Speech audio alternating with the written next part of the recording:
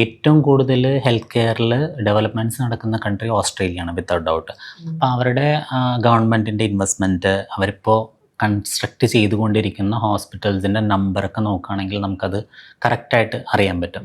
അപ്പോൾ ഓസ്ട്രേലിയൻ ഗവൺമെൻറ്റിൻ്റെ വെബ്സൈറ്റിൽ തന്നെ കൊടുത്തിട്ടുണ്ട്, അവരുടെ ഇൻഫ്രാസ്ട്രക്ചറിൻ്റെ റിപ്പോർട്ടിൽ കൊടുത്തിട്ടുണ്ട് ഇത്രയും ഹോസ്പിറ്റൽസിൻ്റെ കൺസ്ട്രക്ഷൻ നടന്നുകൊണ്ടിരിക്കുന്നുണ്ട്.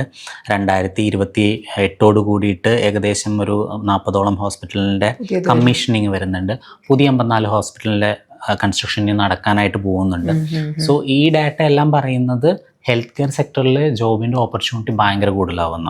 സോ അത് ഒരു ഹോസ്പിറ്റൽ എന്ന് പറയുമ്പോൾ അതിനകത്ത് ഡോക്ടേഴ്സ് മാത്രമല്ല, നഴ്സസ് ഒരുപാട് ആവശ്യം വരും, ഡോക്ടേഴ്സിനേക്കാളും കൂടുതൽ ഫാർമസിസ്റ്റ്, ഇതുപോലെ തന്നെ ഫിസിയോതെറാപ്പിസ്റ്റ്. സോ അതുപോലുള്ള ഓപ്പർച്യൂണിറ്റീസ് ഇനി അങ്ങോട്ട് വരുമ്പോൾ ഓസ്ട്രേലിയ എന്ന് പറഞ്ഞ കൺട്രി കൊടുക്കുന്നത് പോലെ വേറെ ഒരു കൺട്രീസിനും അവൈലബിൾ ആയിരിക്കില്ല.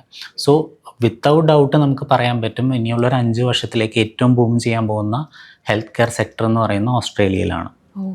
സോ ഇതിൻ്റെ പ്രോസസ്സിന് ഇത്രയും ടൈം വരുന്ന കാരണം ഇപ്പോഴാണ് അതിന് റൈറ്റ് ടൈം. അതിന് പ്രിപ്പയർ ചെയ്യുക അല്ലെങ്കിൽ രജിസ്ട്രേഷൻ എടുക്കുക എന്ന് പറയുന്നത് ഇപ്പോഴാണ്. സോ നമ്മുടെ നഴ്സസ് അല്ലെങ്കിൽ ഇതുപോലുള്ള ഹെൽത്ത് കെയർ സെക്ടറിലുള്ള ആൾക്കാർ പ്രിപ്പയർഡ് ആണ്, രജിസ്ട്രേഷൻ ഉണ്ടെന്നുണ്ടെങ്കിൽ ഈ വരുന്ന 2027 അല്ലെങ്കിൽ 2028 വരുന്ന ഓപ്പർച്യൂണിറ്റീസിലൊക്കെ അവർക്ക് ഈസി ആയിരിക്കും.